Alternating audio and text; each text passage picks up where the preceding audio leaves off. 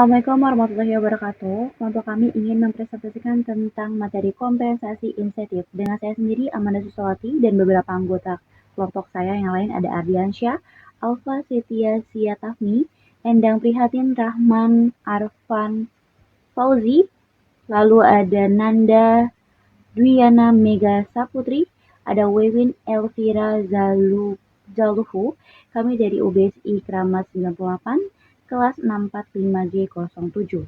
Baik, langsung saja kita masuk ke materi yang pertama. Kompensasi insentif merupakan kompensasi langsung yang didasarkan pada kinerja baik secara individu maupun kelompok. Dengan demikian guna memacu produktivitas kerja karyawan atau pekerja tersebut. Atau dengan kata lain adalah untuk meningkatkan kinerja organisasi ataupun perusahaan. Untuk dapat meningkatkan secara langsung kinerja atau performance dengan jumlah pembayaran yang diterima seseorang dalam bentuk insentif. Baik, di sini saya akan melanjutkan dari Wewin. Terdapat dua jenis insentif, yaitu insentif individu yang diterima kepada pegawai sebagai individu serta insentif kelompok yang diberikan kepada kelompok pegawai. Nomor 1, insentif individu atau insentif yang diterimakan kepada pegawai sebagai individu secara umum terdapat 3 macam, yaitu yang pertama ada place work. Place work adalah insentif yang diberikan sebagai imbalan kepada setiap unit produk yang mampu dihasilkan oleh pegawai secara perorangan. Yang kedua itu ada production bonus. Production bonus adalah insentif yang diberikan oleh perusahaan bila tingkat produk yang dihasilkan pegawai telah melebihi standar produksi yang ditetapkan. Yang ketiga itu ada pay for knowledge compensation. Tujuan insentif ini adalah untuk lebih merangsang pegawai agar terpacu untuk belajar demi meningkatkan kualitas dirinya. Terima kasih. Yang kedua yaitu insentif kelompok atau insentif yang diterimakan kepada pegawai sebagai kelompok. Secara umum dikenal adanya 4 jenis kelompok insentif. Dan yang pertama yaitu production sharing plan atau kelompok pegawai pada suatu unit kerja mendapatkan insentif bila jumlah dan mutu produksi tersebut melampaui standar atau target jumlah dan mutu produksi yang telah ditentukan.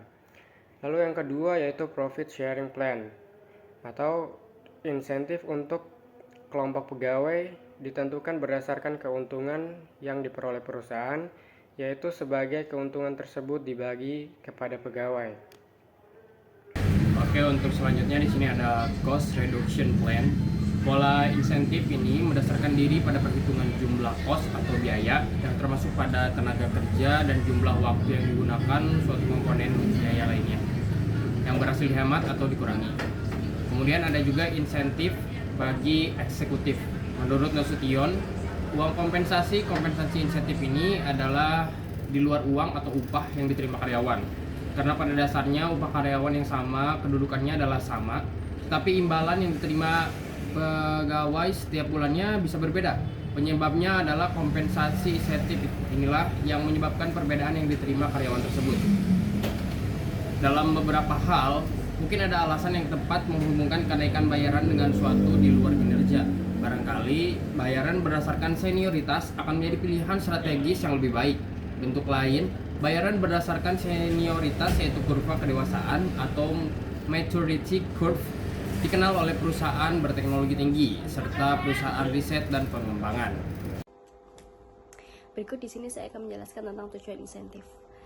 Menurut Shimomura, tujuan mendasar dari semua program insentif atau incentive plans adalah meningkatkan produktivitas para karyawan guna untuk mencapai suatu keunggulan kompetitif. Program-program insentif ini membayar seorang individu atau kelompok untuk apa yang secara persis dihasilkannya. Contohnya yaitu seperti jika seorang karyawan merupakan perangkat mainan anak-anak, maka jadi memperoleh uang untuk setiap mainan yang dirakitnya. Mirip dengan hal itu, sebuah tim penjualan akan dibayar sejumlah uang tertentu untuk seperangkat mainan yang dijualnya.